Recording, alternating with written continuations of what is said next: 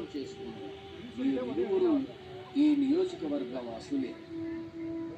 నాగావళి వంశధార నదీమతొల్లుల పవిత్ర జలాలతో పరవశించే పంట పొలాలతో రైతన్నలకు అండగా నిలిచే కృషి విజ్ఞాన కేంద్రంతో నారాయణపురం ఆనకట్టతో సస్యశ్యామలవై విరాజిల్లుతోంది. నాగావళి వంశధారలపై అత్యాధునిక బయోడాక్ట్ శరవేగంగా ఈ నియోజకవర్గంలో నిర్మాణమవుతోంది.